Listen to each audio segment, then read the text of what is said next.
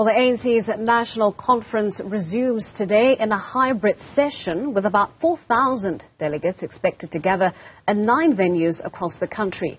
The conference was adjourned on the 20th of December after it failed to conclude its business. The party's leadership, as we know, is gathering in Mangaung, where they'll also deliver their January 8th statement this weekend. Well, that's where we find Newzroom Africa's Govan Whittles. Govan, we know that this hybrid sitting is a first for a national conference. How are they planning to hold this meeting? Good morning. Well, they're planning to hold it digitally, but also in person. The key here is that they've convened the conference in phase 2 in 9 provinces at the same time. They found halls and different conferencing venues where delegates from each province are expected to gather. And we join you this morning from the Imvelo Safari Lodge, where the national hub of the 55th National Conference will be placed and will be located. The national leadership will be here. That includes the top 7, including the President, the Deputy, the Secretary General, the 2 Deputy Secretary Generals, the Treasurer General, and then all 80 members of the NEC. They will all be gathered here, along with members of the Tripartite Alliance partners, as well as members of the ANC's leagues, and then, of course, the delegates from the Free State. We're at the lodge right now. Take a look at what's happening so far. Not much at the moment. The only thing is that the security is busy setting up. Some people still carrying in the stuff that will be used for food, still cleaning the floors, so to speak. There are a few ANC banners here, much less than what was at the National Conference, of course. This second phase of the National Conference has been scaled down tremendously.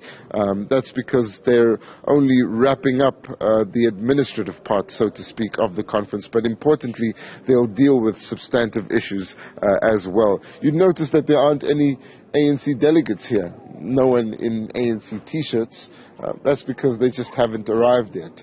They're expected to get underway from later this mid-morning, and they'll have much of their work done behind closed doors. That's because much of the important open session, which includes speeches, was already concluded when the President spoke at Nasrec. So this is what they're doing right now. Later, we expect this precinct to be much busier as the NEC, the national officials, as well as other members of the Free State delegation gather here. But at the same time, there will be delegates in 8 other provinces, and they'll all be connected through a digital platform. They haven't said which one it is, but they are expecting to run this meeting seamlessly. Right, well, Govan, we know that the election of the ANC's top 7 officials dominated the conference in December, leaving a lot of the other business unfinished. What else does the ANC still need to attend to?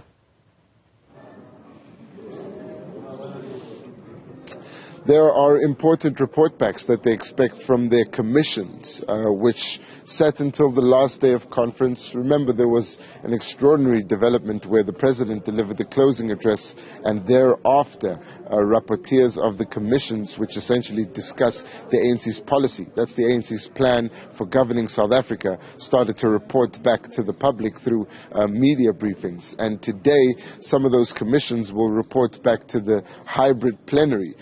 They include the Strategy and Tactics Commission, as well as the Organizational Renewal Commission, and then the Finance and Sustainability Commissions. And then, of course, also the Governance Commission and Transformation Commission, expected to report back to plenary. So that'll work through the rapporteurs, what they call them, the people that took down the notes in those meetings that were notoriously badly attended at the 55th National Conference venue at Nasrec. Some pictures showed almost 6 6 people in some of the commissions, which is completely different to what had happened in the past and reflected the attention that was given to the elections in this conference of the ANC that's concluding today. But they'll also deal with the adoption of key constitutional amendments.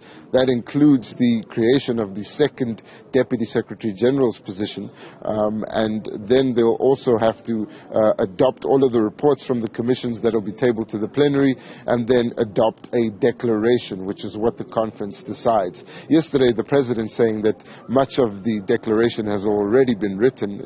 The draft is almost final, he says, and they don't anticipate having to make many changes. What they'll do when the commissions report back is that Gwede Mantashe, the national chairperson of the ANC, will essentially patch in to the different provinces across the country where the provincial leadership will be curating the speakers that would like to raise points on certain commissions, on certain policies, and then add those points to the final declaration.